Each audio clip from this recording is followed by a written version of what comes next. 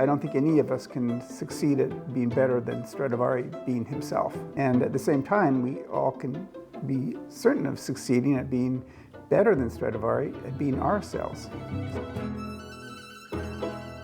Today I'm joined by Greg Alf, one of the most respected living violin makers. Greg built his first violin in the 70s, trained in Cremona, and later co-founded Curtin and Alf, a partnership that quickly became known for instruments played by top soloists around the world. Since then, he has developed his own voice, blending a deep understanding of classical Italian models with a real curiosity for acoustics and modern ideas. In this conversation, we talk about how he approaches bench copies and original models, his thoughts on antiquing, the hunt for truly special wood, and how he sees the craft evolving. We also take a closer look at his newest violin from 2025, which is available to try here at MyLuthier in London. It was a pleasure speaking with him. Let's jump in. We're here today with Greg Alf, a very esteemed violin maker and someone that we've been working with for a very long time. He recently brought us one of his latest violins. We're very excited to have it here at our MyLuthier showroom in London. We've been waiting for it for a long time, so it is a very exciting moment. So Greg, welcome here. Thank you for being here with us. It's really good to have you. Thank you, Ariel. So we've had a number of Greg's instruments in the past. We had a violin as old as 2002, 2003, and we have, of course, this one from this year. We even have a cello, which is from 2010. And so we've seen quite a range of instruments, I would say, at least the last 2 decades or so. So I thought it'd be quite interesting to see how your making has evolved over the years, over the decades, from your early bench copies to your current design and your own models. And yeah, how you feel that your experience has impacted that and what you're doing now, basically. Well, I would say today, as I'm looking at my work, I want to give more of myself. I mean, I think that everything I've done in the past is part of a story, a part of a progression. And my work today is, I wouldn't say I'm at the end of my career, but I'm looking at a series of instruments that are defining for what I've done. And honestly speaking, when you are making instruments that aren't copying so closely, it's harder because you don't know exactly, how it will be considered in time. Yeah, this is actually something that I think musicians like us don't know that much about. We see a lot of Stradivari models. I mean, in what we do, we see a lot of Strad models and Guarneri models, and some that are bench copies, or some that are not exactly bench copies, but are very, stick pretty closely to the original. And we often wonder, how do makers come about to deciding to really make something that's so personal to them? And then within that, we see makers who do get there, and then they focus on one singular model that they repeat over and over and over again. And then others where maybe from one model to another, there is more freedom, there is more, each instrument has their own personality. So how do you get to that point where you really decide to be creating your own models, and then each one tells a different story in a way? Yeah, well, as I wrote in my essay the other day, secretly every string player would love to play a Stradivari. So, there's a temptation to do what's known, that we do what's beautiful and we know works.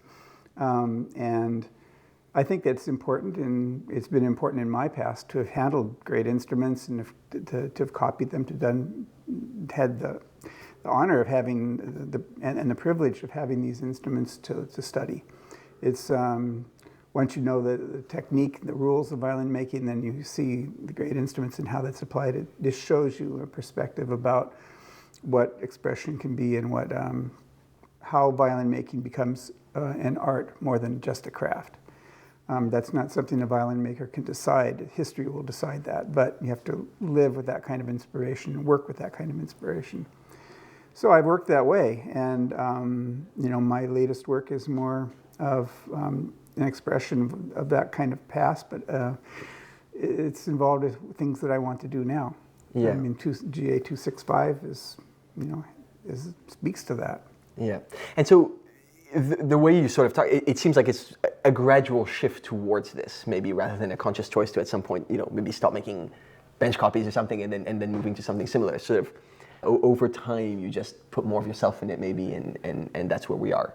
Right. Today. The essay you mentioned recently that you wrote is called Rethinking Antiquing in Contemporary Violin Making. And it offers quite a thoughtful shift in perspective. Could you expand a little bit on what prompted this and and how that ties into the work that you're making today? Yeah, well, first of all, to say this is not a critique of antiquing at all, because that would be sort of dissing the whole half of my career. Right? So, and I love old violins, and I love beautiful old violins, and that's a great inspiration every day of my work. And at the same time, we all want to succeed, and I don't think any of us can succeed at being better than Stradivari being himself. No matter how good a copy you make, it'll be a copy.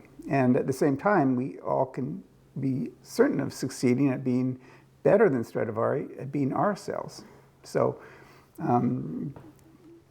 that's the opportunity. Yeah. I mean, you have to be authentic in what you're doing, and then history will sort out how you arrived. Yeah. Well, I'm sure it will play out very well. But this is interesting because I find that your violins, at least the recent ones we've had, are quite unique in their antiquing style. They're not. You can't call them very antiqued. They're not completely new looking. And it's. How would you define the antiquing of your recent violins? Mm-hmm. How would you sort of explain it? Well, what I love about an antique violin is that the complexity, the visual complexity of the surface.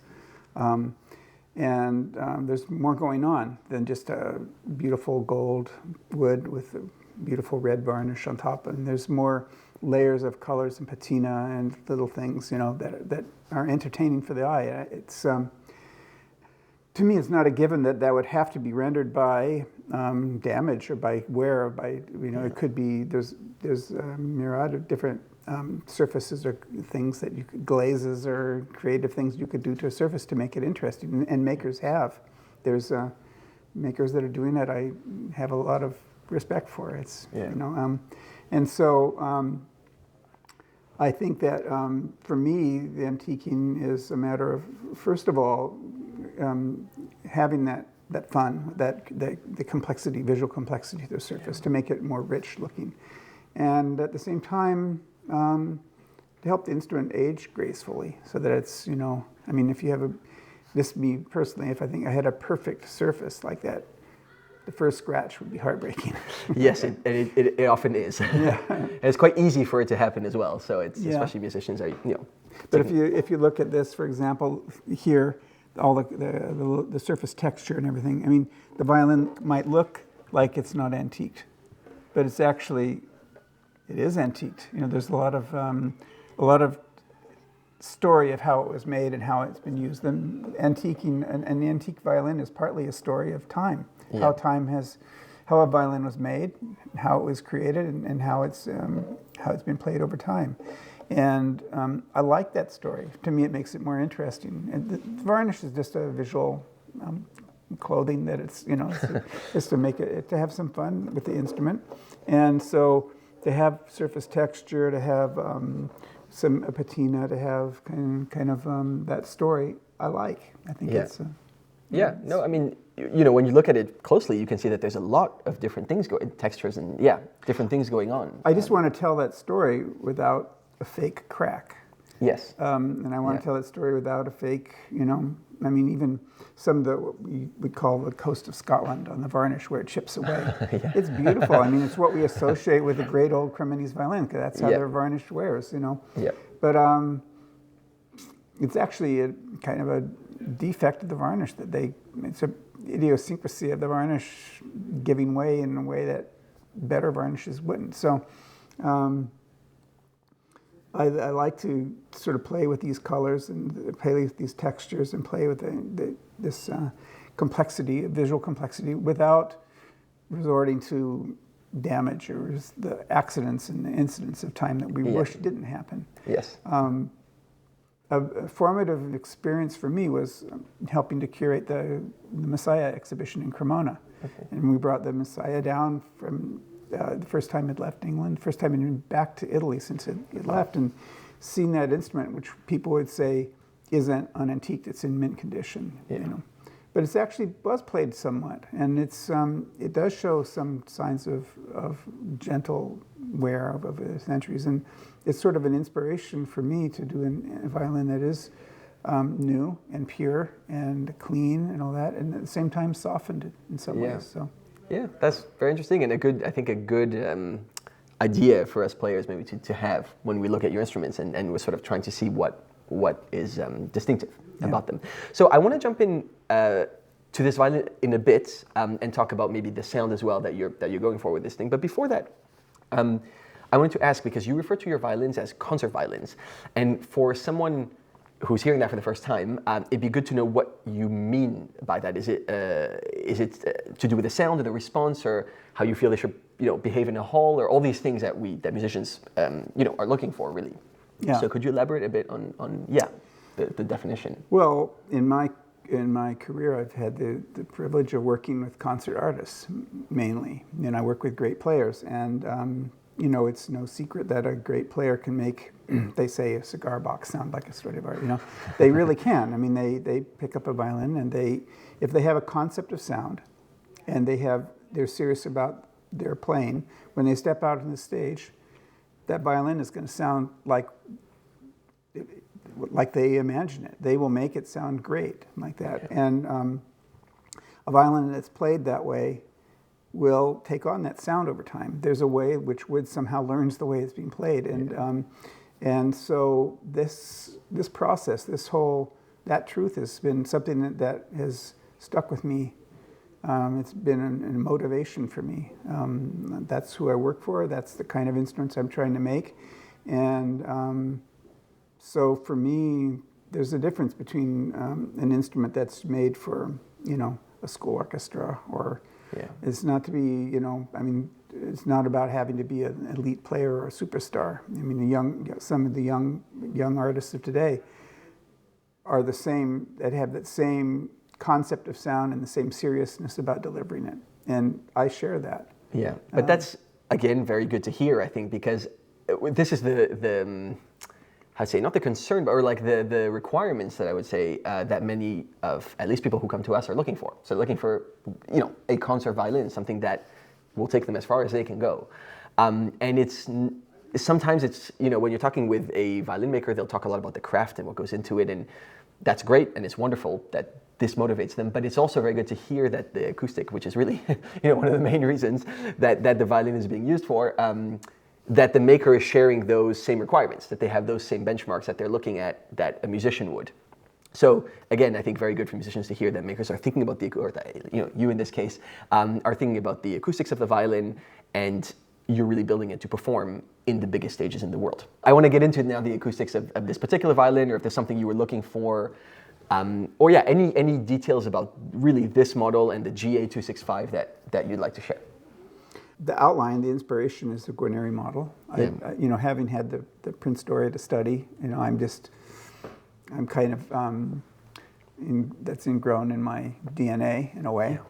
But that said, I work very freely. I mean, no one would really say that's a Guarneri replica or a Guarneri copy at all. The F-holes have that outline, but the basic outline was the same form from the Lord Wilton. Yeah. But the dimensions are different, and with the F-holes, I'm drilling the four eyes and just connecting it freehand. Okay. More and more, I'm not following like a template in the scroll.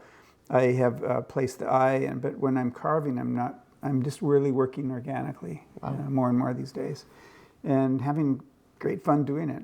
I mean, it doesn't mean that I go off to left field or something like that. I've been doing it long enough that it's my, I'm really well informed by the classical instruments from Cremona. So if I just go in to do what I'm inspired by, I don't go far from that. On one hand, I tend to work with a lot of precision and detail, like design, almost computer-assisted, design and the specifications like that. But once that is all laid out, then I want to work freely. Yeah. I think that makes for interesting work. Yeah. I say that no one goes to the car race to see the cars going around the track at 100 miles an hour, 6 inches from the guardrail, and not touching. They want to see them going 200 miles an hour, 2 feet from the guardrail, and sometimes a fiery crash. Yeah. So I want to work with that same kind of freedom and excitement and show it in my work. It's not that I don't want to be careful, but I want to work courageously. Yeah. And I like players that play that way too. I mean, I would rather go to a courageous concert that's like the person went out there and put their heart into it and showed their skill because they, did pretty good, but they really made an interesting concert than someone that played it all in turn and played it right and, Yeah, and I think that it makes for more memorable, performance in this case, or race in the other case, or violin in this case. I think once you have that signature, and it's just more impactful, I think. And I like that you sort of blend a very modern touch, as you said, within the traditional craft, and coming back to the freedom of violin making. But I didn't say, I mentioned about the sound, and that's really where I'm at when I'm making. I'm trying to make instruments that have, my concept of sound is that I want to have like a laser sound, so very direct and focused notes, but that are on a body of warmth, a real warm body of sound that has individual notes. I think Spivakov once told me that you want to have the notes like in a body of honey, but the notes like Kalashnikov, like bullets. Yeah, well, in a way, I understand what he means. The way I would describe it, in a less metaphoric way, would be that there is this sort of broad richness to the sound, and then every note has bite and zing to it that allows you to have core to the sound, but also to project, which I think is very important. Something else that at least I note from the violin, this one that I played very briefly, or the one before, they're very even. So you're playing on the G string, you're playing on the E string, the feeling is the same, but crucially, I think the timbre is the same, and I think that feels it's nice to be able to play every string in the same way, that you don't have to manage, one string very differently to the other as a player. So I think that is, again, something I'm sure you're looking for and that you work towards. Yeah, that's a design concept. That is just having made a lot of them and having an idea. So I have a marking little hatch on the inside where I think the sound post should go. And of course the sound post is not called the anima or the soul for nothing. It completely changes the sound. So we make these instruments, we adjust the instrument, we get it sounding perfectly, and then I look how close it came to the sound, the cross marks. And when it's right on it, then you think, wow, okay, I envisioned the sound for this. I envisioned as it worked out. And making an instrument is like, in your mind, hearing the sound of something you're looking at visually. So I'm looking at, holding a piece of wood and imagining how it will sound. Just the sound that makes while I'm working on it, imagining the sound. And so that shows up in the setup, in the there's something about the moldability of the sound. I want a violin that you can mold the sound, and it has the stiffness. I think some makers are tuning to frequency notes, and I'm tuning to stiffness in a way.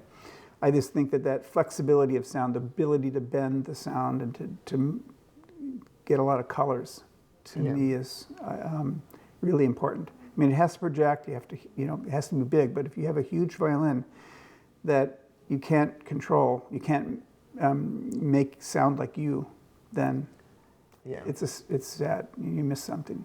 Yeah, it's interesting because I think people often ask me, how do good violin makers stay so consistent? And as a non-violin maker, I say, they're extremely experienced, so they have made many hundreds of instruments, and they know what they're doing, which is a simple answer. And then it has to do, of course, with the thickness and the wood choice.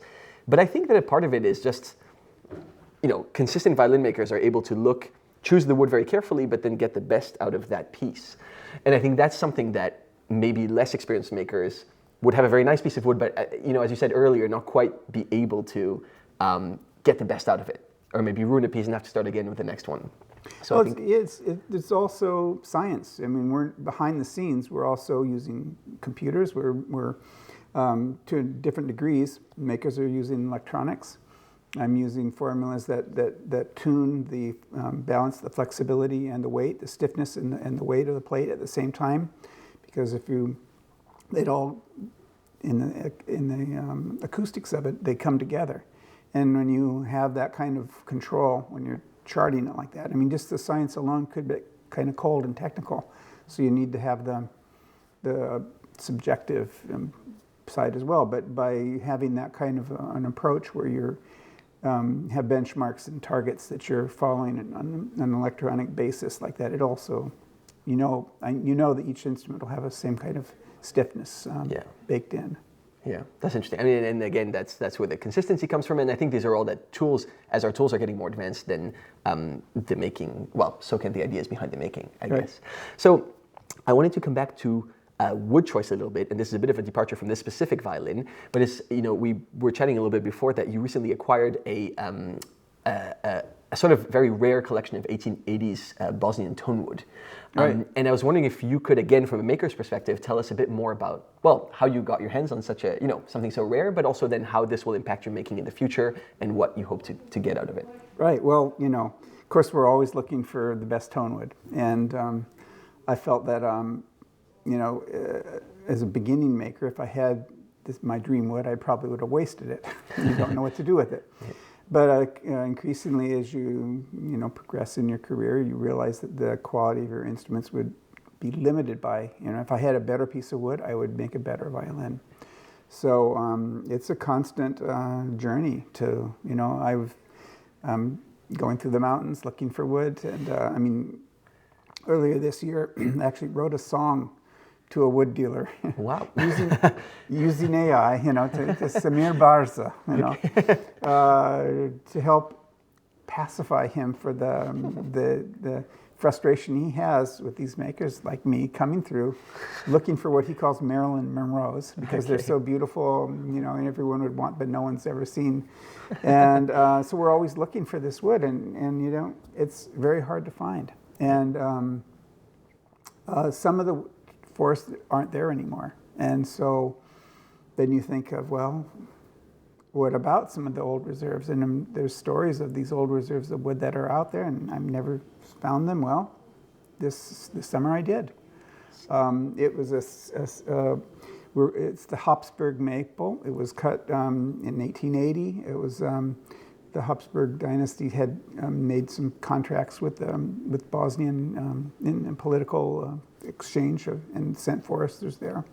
And it's part of the history of how wood came into Mittenwald.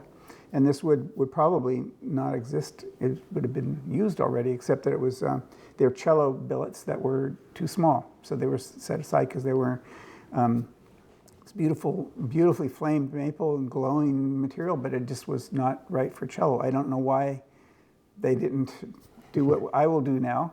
I'm not guilty of, I would felt bad about desecrating a cello blank for violins, but they're too small for violins. Yeah. So I do hope to find a few that I can get a cello out. There's a lot of it, and it's horrifically expensive, of course. I can imagine.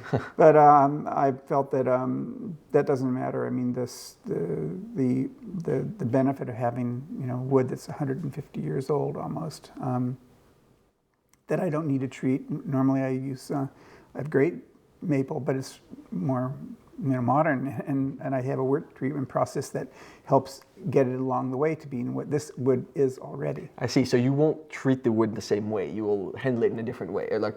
Yeah, no, we won't need to treat it at all. Okay, so that's good. Yeah. And so it's if anything, it's almost black in color. We have to dust it off somehow. Okay. I have to figure out how to clean the outside surfaces without running some of the dirty into the wood, itself. Yeah. So and I'll have to learn to work it. Yeah. And learn to use it. I mean, you want wood that's that's material that's soft and yet strong, and